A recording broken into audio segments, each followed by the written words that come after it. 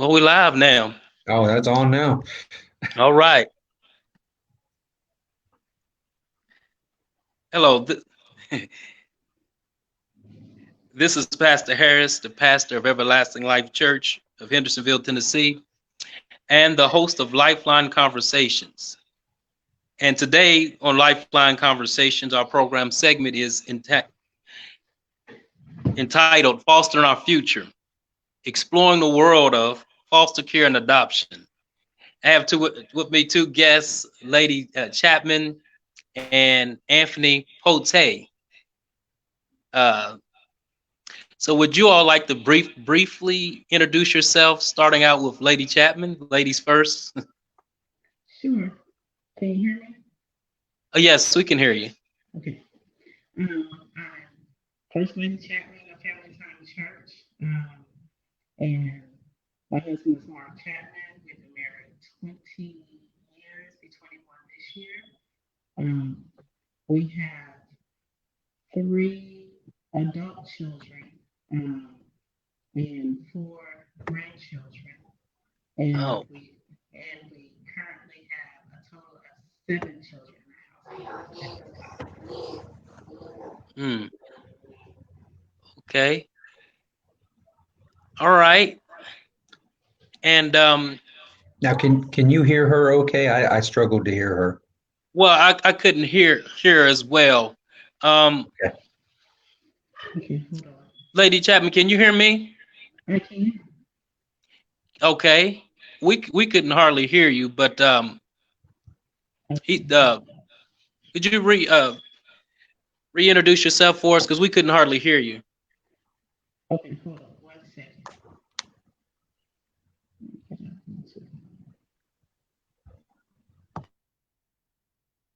All right.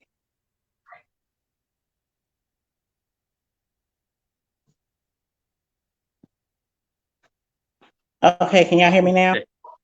Yes, we can. That's much better. Okay. Awesome. All right. So again, we have Lady Chapman, and I believe Lady Harris wants to be my co-host today. She's that's all right.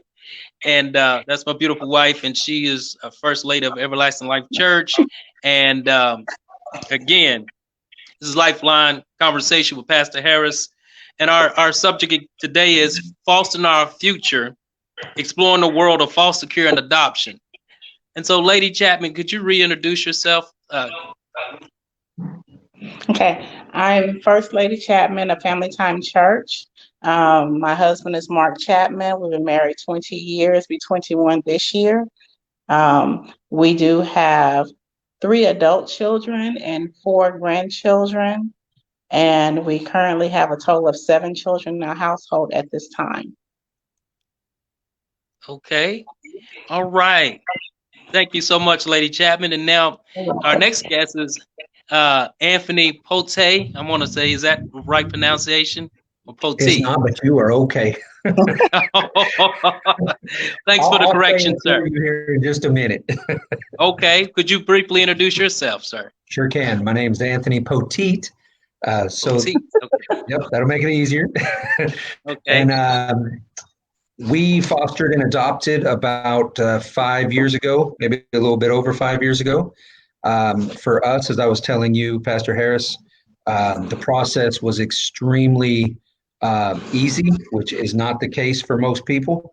And out of that, I decided to create a nonprofit to assist foster parents basically with items they need or support they need when they foster. As I'm sure Ms. Chapman knows, foster kids can show up at 10 o'clock on a Friday night with literally nothing but whatever clothes they're wearing, if they're wearing clothes. So what we do is try to bridge that emergency gap between just to help stabilize that first few weeks with items such as clothing and furniture, beds. We do a lot of requests for beds and stuff like that. So we don't particularly foster anymore, but we are very involved in the Middle Tennessee foster community. So. Okay. And you both have fostered to adopt, which is a great thing. And And so I have a couple questions for you, actually some questions for you, and you all can just jump in and answer the questions as leisure. The first question is, how many years have you all been foster parents or to adopt? Go ahead, Well, Ms. Chapman. with ours, we first started in 2003 Okay, with our first set. There was a sibling group of three, and our oldest one was 11. The twins were 7 at the time. And so then it was a little different than it is now because they had the Center for Adoption. So basically, everything was already terminated as far as their rights, and basically we was like a bridge home for them, just because they were in separate foster homes, and they was trying to put them in a home so they can kind of know each other when it's time to be adopted. So our intentions at first with them, we was just kind of just going to be a bridge family. But of course, once you get them in your home and you fall in love with them, and then it's kind of right. hard to let them go. And so we decided to go ahead and adopt them. And that was in 2003. And then once they grew up and left, we started all over again, probably about maybe 4 or 5 years ago, um, and started all over again with the foster care process. And so we've been doing that, I guess, on now about 5 years, just constantly right now. And we've had where we've adopted two that we had as far as foster children. Um, Maya was 3 months when we got her. Okay. She's 4 now. And her adoption was final. And and as you see, that's her right about now. Okay. And so with hers, it was a little difficult with that one, because she had a sibling, and they were separated because they had the same mother but different fathers, and the mother passed away. So that was a little difficult with that. And our son, basically, his rights were already terminated when we got him, and he was about 12 when we got him. He's ready to be 15 this month. So, Oh, so, wow. so with him, it was a little easy in the home for probably a year, and they were going to adopt him. Then they changed their minds. So then he came back into the system. So that's how they get rejected. They was like, he had been there, and they was like, yeah, we're good to adopt him, and then they changed their minds, and he came back into the system. And so, of course, we were there to catch him so he wouldn't fall, and he's been here Aw. ever since. All right. And we have Yay. a sibling group of 4 right now that's in the home. They've been with us for 3 years. Oh, Wow. wow. Okay. Wow, that is something actually. And Anthony, I'm just going to say Anthony. Thank you so Yes, much, sir. Lady Chapman. You're welcome. How many years have you? I heard your story briefly before we came on live, but how many years have you been been a foster parent, or you and your wife? So our road was a little different. We have 2 grown children and wanted more children and could not have any. We didn't really know anything about the foster care system. We kind of just jumped in and thought that was the easiest road to adoption, was that way. And that was about, I think we started the process in 2013. Okay. Of course, you go through the home studies and all that. And so we were ready in 2014. And then we were, I don't know if it's a weird process where they give you a call. Hey, we've got a sibling group of 3, 4, 2. Can you take them? Well, they're not just Right. calling you; they're calling other people too. Yeah. That Right. are on the list. So they would say, "Well, we got this sibling group. Can you take them?" We'd say yes. They'd call us back a couple hours later. Somebody else already got them. Right. They went to a different place. There was a better fit somewhere else, whatever. So it took about a year, close to a year, for us to get our two. Um, and as I was telling you, they came to us parental rights terminated from a foster home, and that was pretty much the only home they knew. They were 15 months and 25 months, Oh wow. siblings, boy and girl. Had been in the That's awesome. system. Yeah, well, that's what I was telling Pastor Harris is we had an experience most don't. Um, they came to us with, like I said, with parental rights terminated, and then we Hmm. basically waited 6 months, showed up Wow. 6 months later to the day for court, Mhm. adopted, and that was it. And as I was telling Pastor Harris, we kind of put it down after that. I mean, that was our goal, right? So Mhm. fostering wasn't our goal necessarily. Um, but then about 6 months, 8 months after that, I just wasn't sleeping well. Felt felt like we stuck our hands in, took out these beautiful children, and then walked away from a system that Wow. needs help. You know what I mean? I mean, the system Yes. is, and Lady Yeah. Chapman will tell you, she's been doing it long enough. You guys too. Um, every case is different, and our situation was so easy. Like I didn't know it was easy at the time. Right. It was on the road that I thought, Wow. wow, everybody else is having a terrible experience, and we had just a easy Yeah. go Yeah. of it. So out of that came our nonprofit, where again, all we do is basically help bridge the gap, help make it more stable. Because I know for us, the only hard part we had 2 days notice, and we didn't have car seats, we didn't have diapers, we didn't know sizes, we didn't know certain things, so it was hard to prepare. Uh, so we spent our first few weeks, hitting up our support groups left and right, church group, and all that, just Mhm. trying to gather supplies. When really, we'd have been better off being able to focus just on the transition into the home, Mhm. instead of on items we needed. You know what I mean?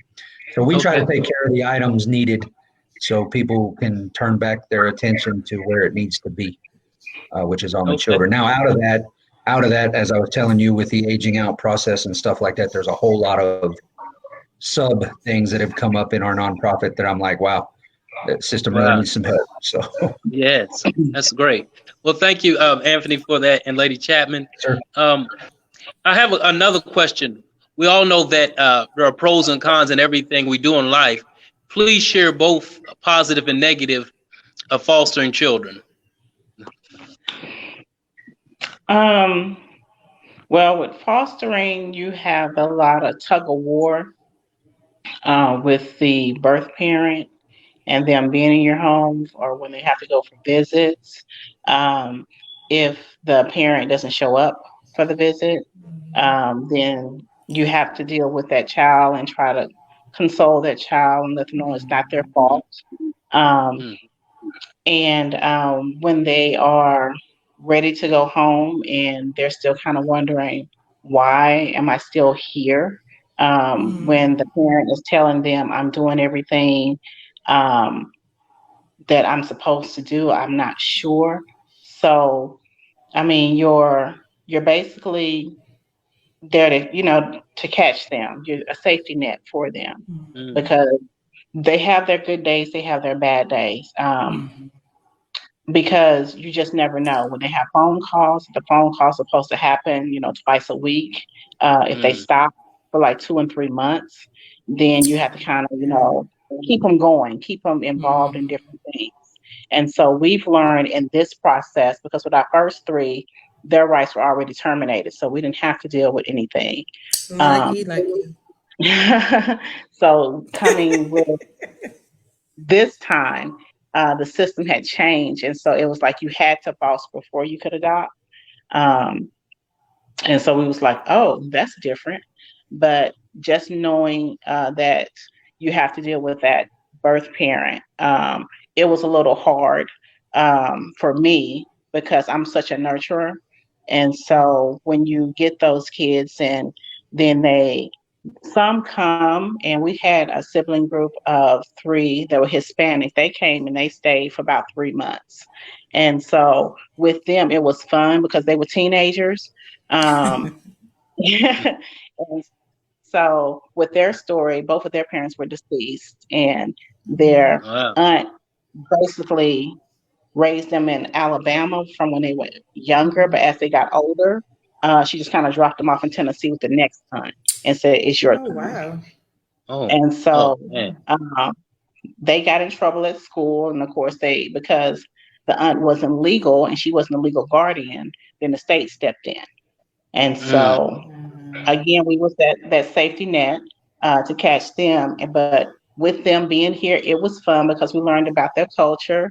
We were able to travel with them, and they just taught us different type of things. We got them jobs while they were here. Oh wow. Um, Mm-hmm. they can earn their own money, and just basically kind of learn them.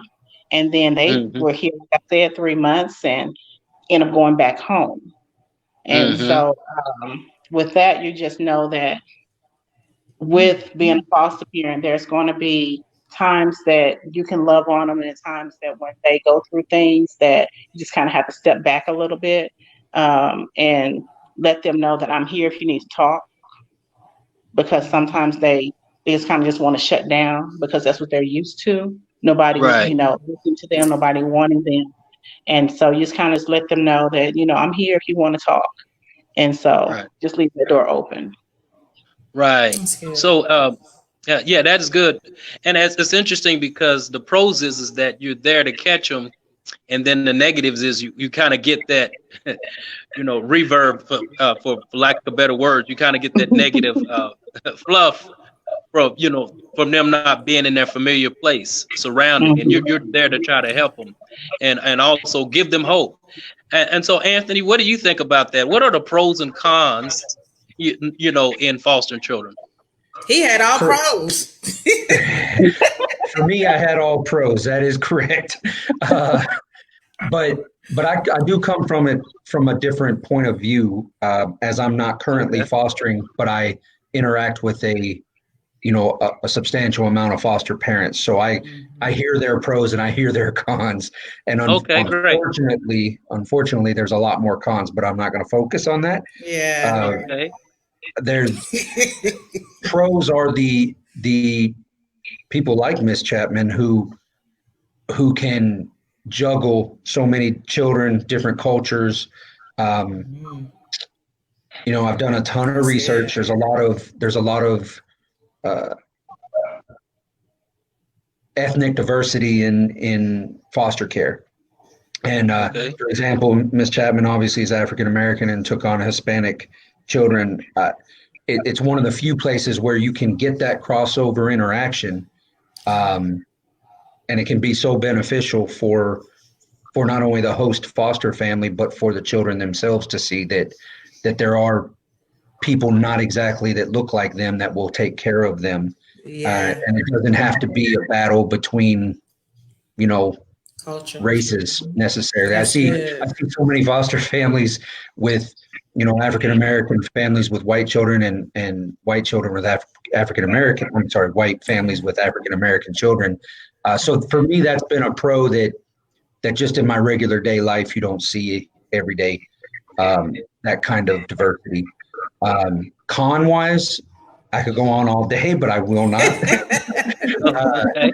What I get from a lot of foster parents though is um, just a chaotic system on the back end when it comes to the nuts and bolts of fostering, not the family interactions and stuff like that, but the paperwork parts and the rules and the regulations and stuff like that. It's hard for people to understand it all when you've got you got four foster children. They all have different needs. They've all seen trauma a different way. They may Mm-hmm. all have four different therapies to go to, and knowing how to deal with that and what your actual rights or rules are for the foster parent.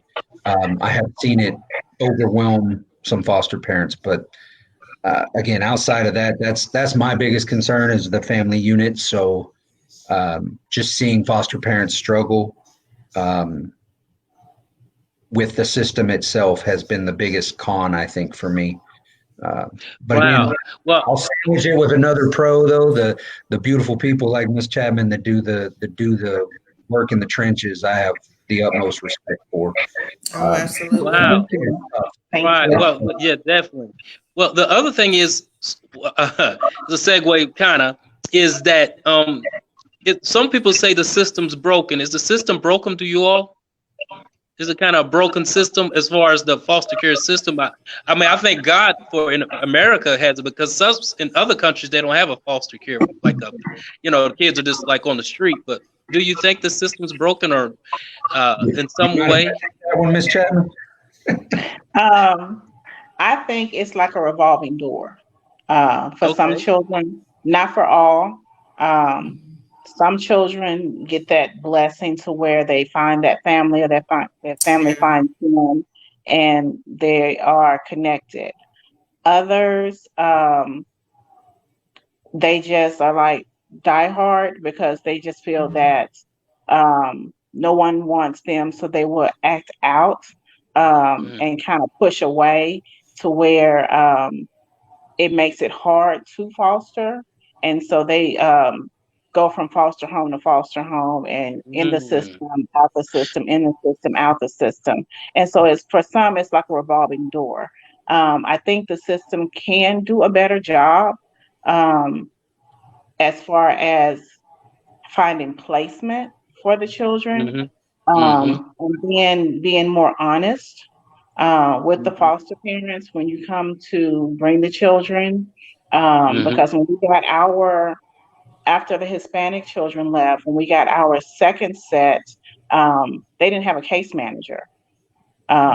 They just dropped them off and said, well, someone will contact you.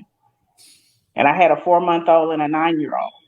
So I Oh The had wow. to What? the basically I had to the basically find daycare, for a because I work full time, so had to find Yeah. daycare because school was still, it was summertime, so I was ready to go on vacation, but I still had to find daycare. So when school did start back, so luckily my sister stays down the street, so and she has her own business. She was like, "Well, I can watch him while you go to work," and I was like, "Thank you," That's but good. That's good. but everybody doesn't have that. But Mm-mm.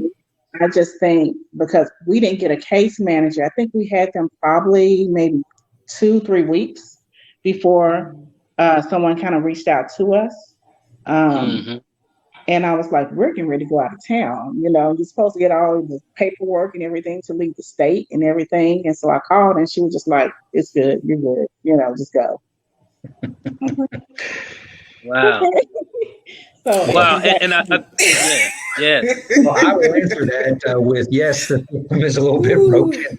Um, Well, and yeah, it's a little they bit try I'm broken. saying hard. anything. They try hard. Don't get me wrong. I know Yeah.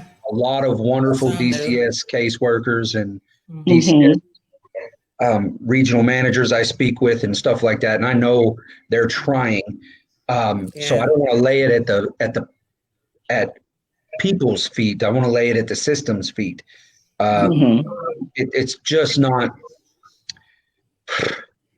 We spend a lot of money and time on a system that in Knoxville it doesn't necessarily work the same way as it does in Nashville, That's true. mm-hmm, Right. and in Right. Memphis it doesn't work the same way as it does in Jackson, and uh, mm-hmm. Chattanooga doesn't work the same way. Well, our kids came from East Tennessee, and I know lots of Shelby County children that are here in Davidson County, but Oh the case wow. management system is different. There's not a unified. It's chaotic, is what it Right. is. Mhm. It's every foster parent, like Miss Chapman, and again, I've talked to hundreds, Mm-hmm. have a different experience with, Yeah. Mm-hmm. and none of it's the same. And it's a system that should be um, basically the nuts and bolts should be the same. The Yeah. paperwork The trail should be the model. same. The setup and how they decide things should be the same. And Right. yeah, every child is an individual case. Don't get me wrong. Every trauma is an individual Mhm. trauma. But the system itself is what I see is it's working against itself half the time. Uh, Mm-hmm. Okay. to her point, a revolving door. Well, it doesn't have to be that way. It's a revolving door because you drop a child off for 2 or 3 weeks and nobody gives you a phone call. You don't know what you're dealing with necessarily, and you're trying to learn behaviors on the fly Right. with no documentation. And that's in her case. But right down the road, there may be a foster parent that had an agent right there the next day, got all the paperwork they needed, and a stipend, a debit card, whatever they give to help you with stuff, or whatever the case is. It's just I won't call it broken. It's not beyond repair, but it definitely needs a foundational structural patching for sure. Right. Well, some tweaking, and which is definitely. So, tell us that you what kind of support system have you developed, and what does that system look like? Okay, good Lady Harris. I wanted to say too. Y'all able to hear me? Okay. Yes, ma'am. Yes. I wanted to say too that first I want to thank you guys for joining us. Lady Chapman, we work closely together with the foster kids, and then Anthony, we've worked together with our organization. My organization is First Ladies and Kids as Foster Families Assistance, and so both our organizations sort of work with foster care to assist, and then myself and my husband are foster parents ourselves too. We actually getting one tomorrow, so I wanted to say I know. Hope this one. Okay, we got to have a side conversation about that one, but yeah, I mean, I have positive things to say, but I do believe that the system needs restructuring, and I do believe that it needs to be a more defining role of those people that work in this system. Because myself, I was a DCS worker. I was a youth advocate for the courts for young people. And so it's very stressful. It's a stressful job. You have a lot of people that's, you have a lot of people that are, that you got to answer to. And so it's a lot. So a lot of times it's the revolving doors is the case managers, because you're going to leave if it's too much. It's like, it's really, really a chaotic position, and I did it for about 10 years and it was overwhelming. So when I was laid off and I was in Knoxville, you're right, Knoxville is ran differently. We was in Knoxville and I was laid off. I mean, that was one job I was so happy to be laid off from. But then after a while, I really began to miss it because I was like, oh, I miss my kids, because if you really have a heart for that, it's like you're just really into it. Like I was really, really into it. I was at proms, getting prom dresses and and I'm the type of person, I'm gonna get everybody on the bandwagon. Hey, in the office, hey, can y'all donate to, So we was just in it. We was there with the kids because, I had a great childhood and I was fortunate and I didn't realize how blessed I was. I mean, did y'all feel like that when y'all start doing foster care? It's like, gosh, I didn't realize I really had a great life, Mm-hmm. Right. So I just wanted to share that, Pastor. Okay. Back to the support, the system. What kind of support system had you developed over the years, and what did that system look like? As you guys fostered, did you have a support team? Because it's good to have a team. The saying says it takes a village to raise a family or community or a team to help the dream and things of that nature. So, what kind of system did you all have? Or in our case, we had our parents. Because when we first got them, like they said, the first three, they came like with a trash bag full of clothes. And most of the clothes didn't even fit. And so, and DCS is supposed to give you like a clothing stipend. But when we asked their case manager, she was like, because the foster mom, got it the first time, we couldn't get it. So basically, and I was in school at the time working on my master's. So I was like, okay. So I reached out to my mom and I had told her that we had gotten the children. She was so excited because I'm an only child. And my husband and I, we tried to have children, but it wasn't meant for us to have children the natural way. God had another way for us. So we started. And so I just reached out to her and she was just like, what do you need? What do you need? And so she's in Texas. So she was like, well, I'm going to send this. And then my husband, mom, she's here. Um, Mhm. and she was like, okay, we can go to Burlington so we can get this. And so then my dad, my natural father was in Hopkinsville. And so he was like, well, okay, just let me know, send me a list, So we just, Oh, basically just wow. had That's everybody. But sweet. then our Yay. church family at Born Again, they were so excited because they knew our struggle. And they was just like, Oh, what do you need? And this, that, and the other. And so we just had it just coming, just coming from all yes. walks of life, all my friends and everything that knew my coworkers. I worked at DCS at the time. Um, and I did the insurance part of it. And so all my coworkers was like, well, what do you need? Just let us know. And so that was my support system. I mean, they was just basically there, support and let me know it's gonna be okay. And one of my friends, she was just like, it's gonna be all right. You're gonna be a Oh, great mom. And then when you I became are. thank you. When I became a mom, she was my kid's godmother. So when Oh, they needed dresses or whatever, she was like, I got it, don't worry. I got the Easter stuff. And so it was just like, Okay. it was just like overflow that we received. amen. Okay, Anthony. Oh, that was a great answer. But that family support and to have the people from the community that's a blessing. So, Anthony, what Amen. kind of support system did you have uh, during when you I mean, first I'm started?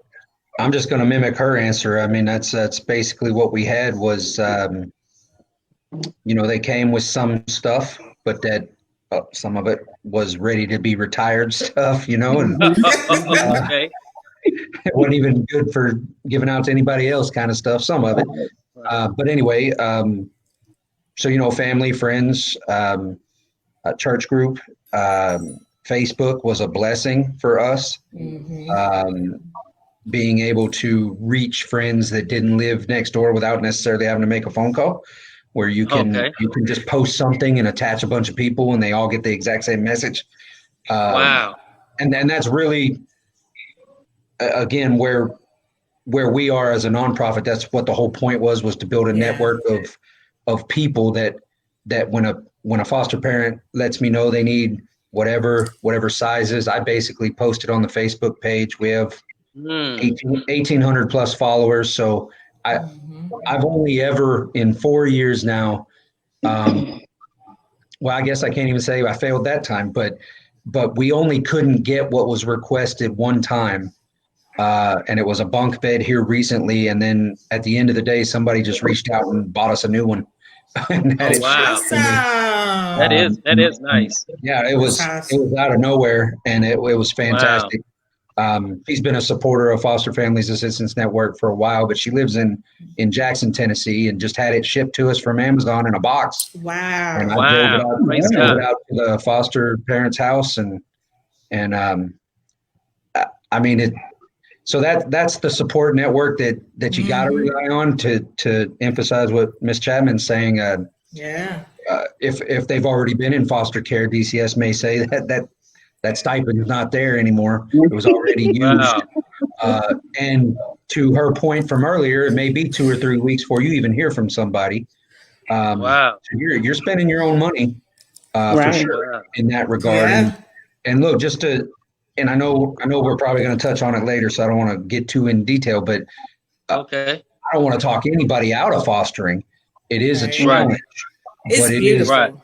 it's a wonderful Hmm. feeling to It is.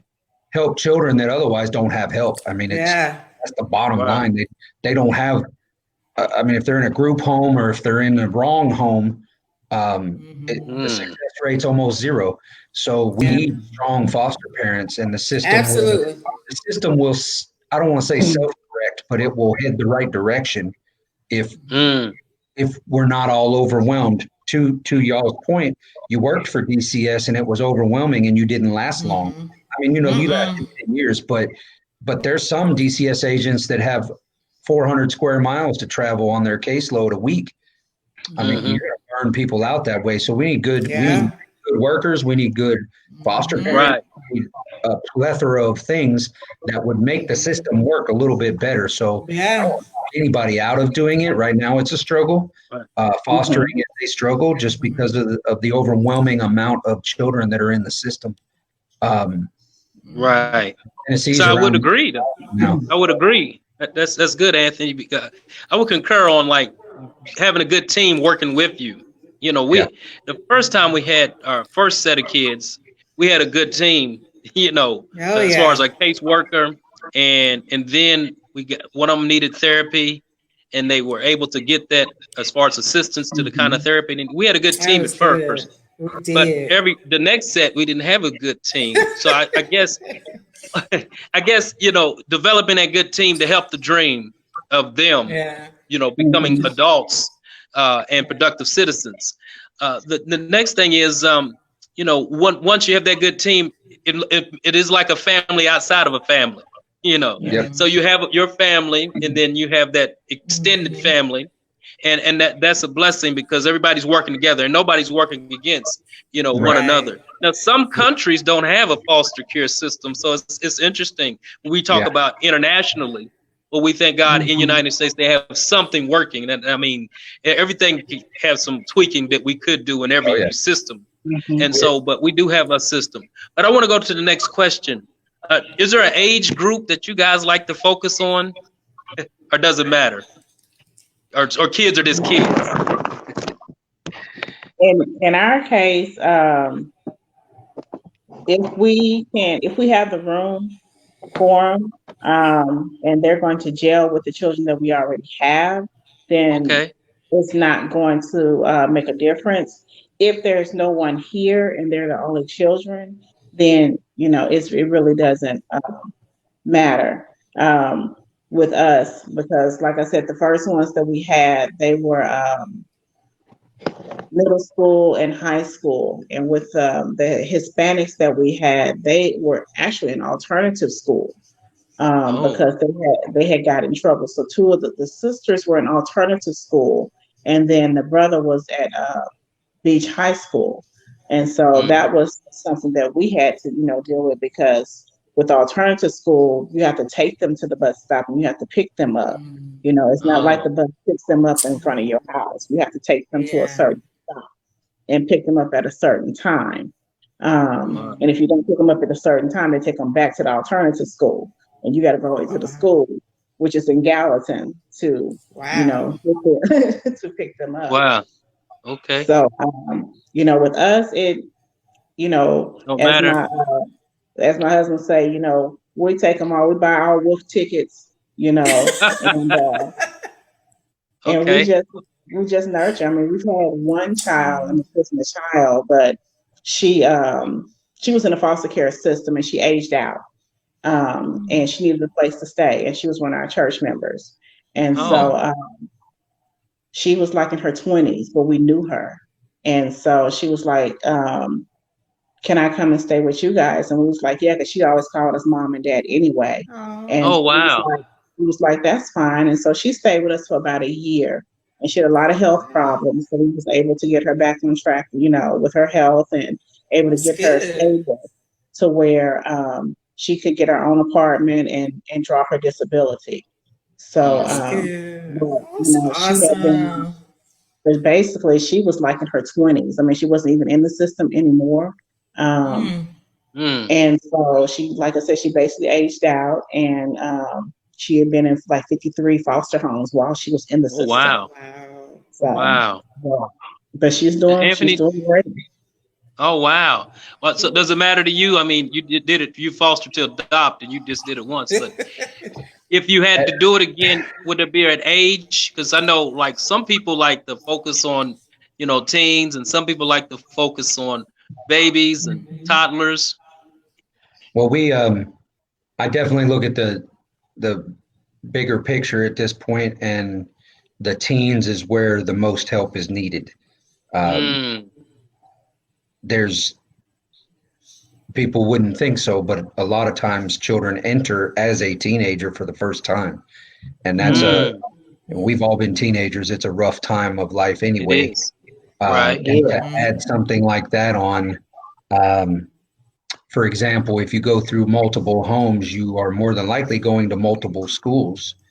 Oh. So you don't get a chance, just as one item, you don't get a chance to build maybe a lifelong high school relationship with a friend, because you might be in 4, 5, 6 different schools through your high school career. So uh, that would be the area I would think needs the most help. There seems to be, and now again, I see a bigger picture sometimes than just the individual foster family, but there's not a shortage of people taking babies or younger children.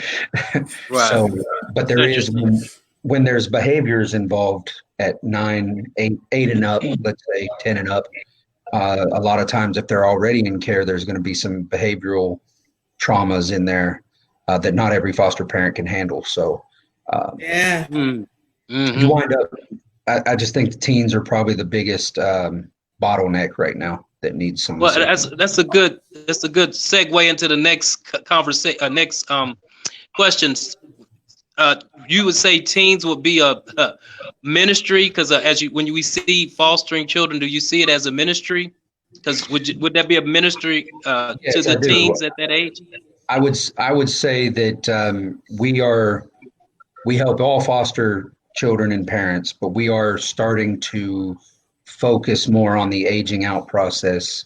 I think I was telling you before this started that there's 20 to 22,000 kids a year that age out, and 25% of them are instantly homeless. Um, Mm-hmm. a bunch of Wow. them, That's a true. bunch of females Wow. are a bunch of females have already had babies. The Wow. percentages are high. By the time they're Mhm. 26, over 50% of aged out foster youth have been Wow. homeless. So there's Yeah. we're starting to turn our efforts and start looking at that.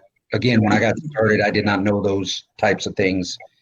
So we're starting Wow. to build an effort to make a difference there as well. That's good. That's the Wow. need. And that's Yeah, grants for that too.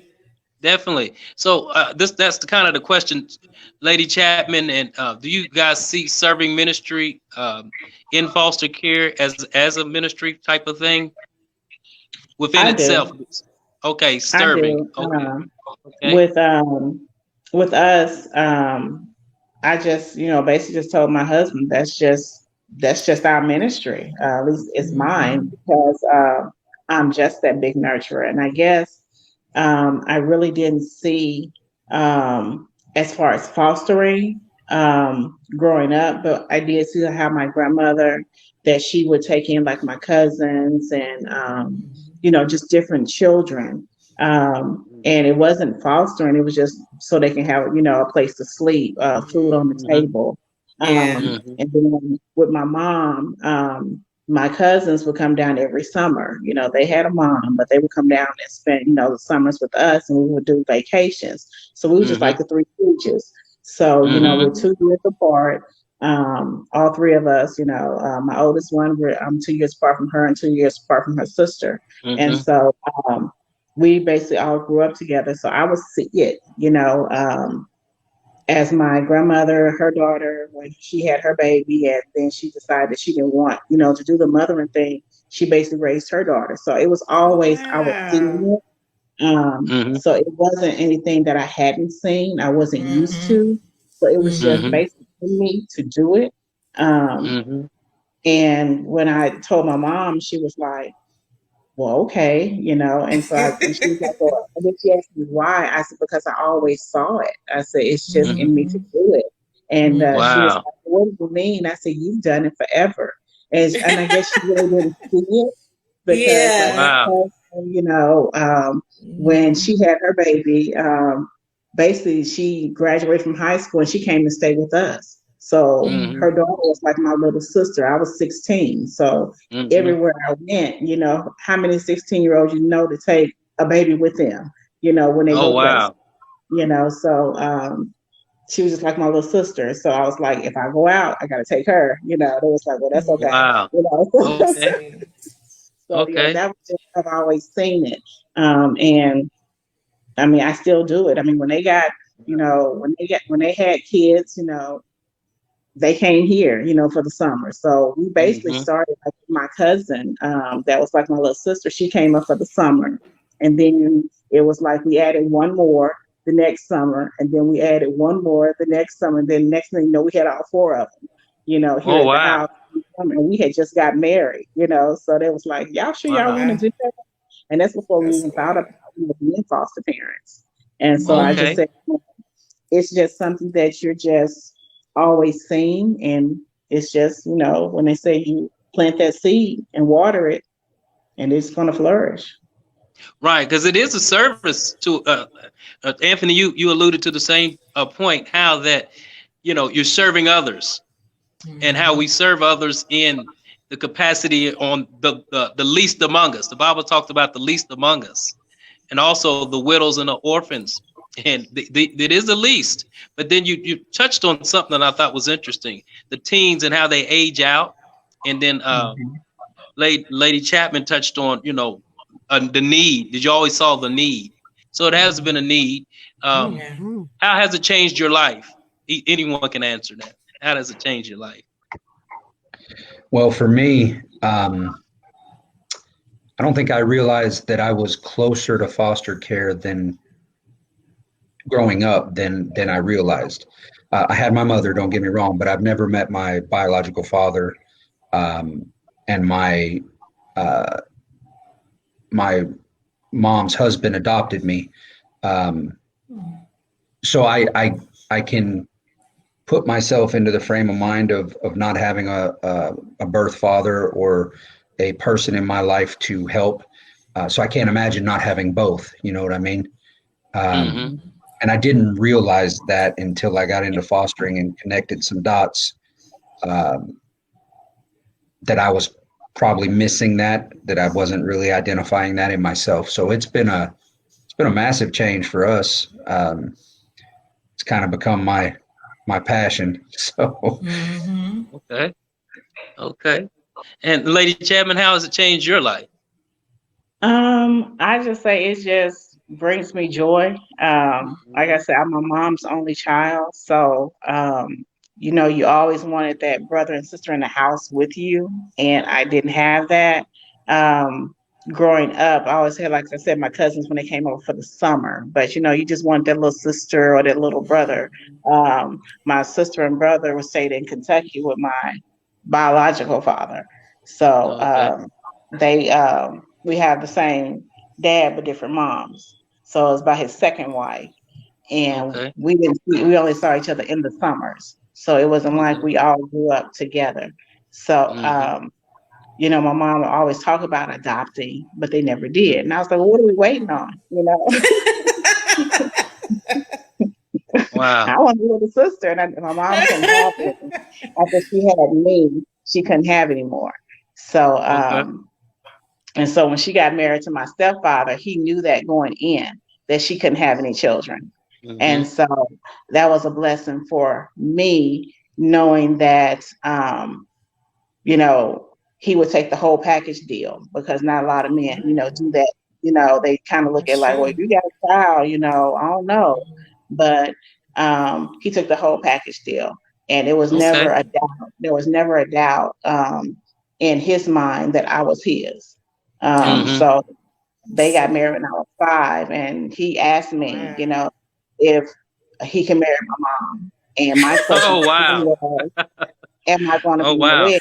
And he was Oh like, wow. well, for sure, and I asked him if he loved my mom, and he was like, yeah. And I asked my mom, did she love him? She said, yeah. And I told him, I guess it was okay, you know. But, Wow. y'all love each other, and they've been married like 40 some years. So, Oh wow. um, Wow. just Okay. looking at that, and just knowing that all the kids that I've adopted, they've never in one day say that, yeah, that's just her kid.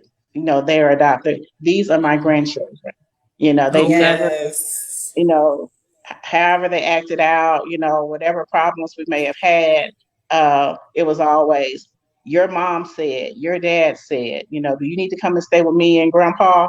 It was never, Aw. putting them to the side because they were adopted. So Yes. that was just eye-opening to me because I know how it is when you come into a family, and like with my stepfather, he could have just simply said, "Well, that's my stepdaughter." You know, Mm-hmm. she really don't mean anything, but he never did. That's So good. so when I Okay. when I saw that with him, Great. I was like, "That's what I'm supposed to do." So with my That's Wow. kids, good. regardless if you're adopted or not, if you're foster, we still gonna love you. That's Right. good. So we give them that choice what they want to call us. So based our Right. foster kids call us like auntie and uncle, you know, Okay. and you know, That's so unique. or they'll call us Miss C, or Mr. Mark or whatever. But you just give them that Okay. choice, and then it just warms your heart, and to me, I just know Oh, Right.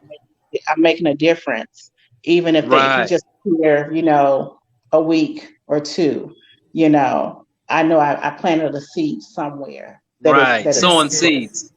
Sowing hmm That's seeds. good. Oh, definitely. And so, Mark, how's it changed your life? And I think this is going to be our kind of final question.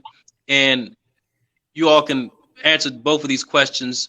How's it changed your life? Excuse me, I said Mark. Anthony. hmm I was thinking like, You know what I was thinking about? I thought I, about I Pastor thought he Chapman. was Chapman. smoking in I somewhere. was like, he think he's on there. Hey, Where is Anthony, he? Anthony, I got it. Anthony, there was no Mark ever Her on here. husband's Mark, right? How has it changed your life? And then this is the final question after that, and anybody can answer it after that. How could you share some encouraging words to someone who's undecided about fostering? So after I, that, Anthony, how's it changed your life? And then you all can share some encouraging words to someone who's undecided about foster parent. well, it certainly has given me purpose. Let's put it that way. Okay. Um, Okay. I think before fostering and before my nonprofit, I was just doing me, doing my thing. Even though I had children and all that, it just I didn't know this world existed until 5 years Amen. ago. So Amen. now it is just it's what I'm gonna do to try to help, and that's it. So that's that one. On encouraging words, I would say um, for prospective foster parents, have some champions in your corner. Um, Mm-hmm.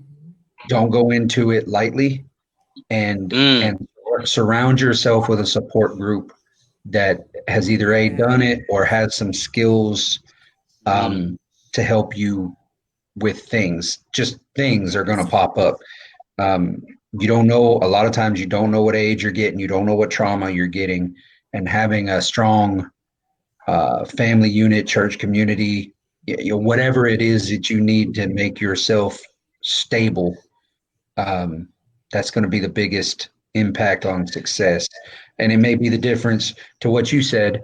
Your first kid, you had a solid team. The second placement, you guys didn't have a solid team, and I'm sure it was a way different experience.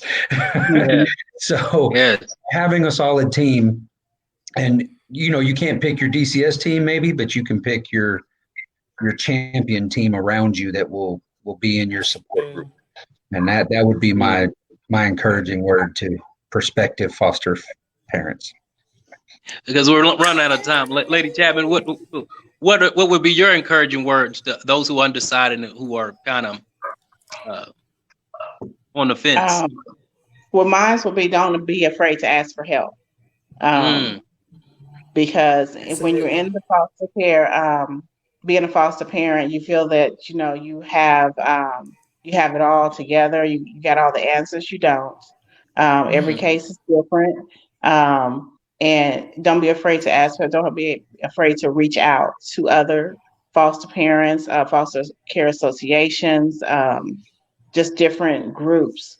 Um, Knowing your pastors, friends, just don't be afraid because you just never know that they can help you get through whatever you're going through. And I always look at it as, you know, we all have some giants that we have to face. So you just Mm-hmm. got to face the giant, just like David had to face Goliath. You know, you All just right never know now. what the giant is going to be. Yeah. But, you know, my favorite movie is Facing the Giant. So, you know, Okay. Oh, just, Okay. you know, just knowing that there are some giants out there, but you can face them and be successful, you know, with that. But just don't be afraid Mm-hmm. to ask for that's Right, good. that's great because isolation will be, an Mm. elimination All for right. you. Once you isolate yourself, sometimes that eliminates you from the help and the hope from others that are Mm-hmm. around you who are there to Mhm. be the support. Like Right. unto what Anthony said, Facebook is one thing, social media. Yeah. We have so many people who are I'm not going to say dying to help, who are living to help Yeah. who Yeah. who are living to help you to in your journey actually to be a Mhm. foster parent or a new adoptive parent. Like the Right. movie Instant Family. They Oh, that yeah. movie, I'm sure we all saw Instant Family, when they got those kids and they had no idea what they were doing. But Mhm. if you had a team to help the dream, that would help you go along. So again, I think we Mhm. ran out of time. We might have to come back with a part two, but we ran out of time. So I want to thank Anthony Poteet, and also Lady Candy Chapman. I'm reading it. That's why I got it. Yay! I went And back and our put it on co-host there for Lady you. Harris. Uh, and thanks for joining us. We kind of ran out of time. I didn't get to all the questions, but this was a good, slow-paced, solid, Mhm. sobering dialogue It was because great. we need foster parents for this world, because there's Yeah. kids who are falling through the system, who are Yes. getting discouraged, and they Yeah. Yes. are the disadvantage. That is Yeah. the disadvantage that fall through the system. Although there is a system, but there's a disadvantage. So again, thank you. God bless you, and Thank you guys. Thank you. you Thank guys have a you. blessed night. Okay. Thanks so much. Bye. God bye. God bless.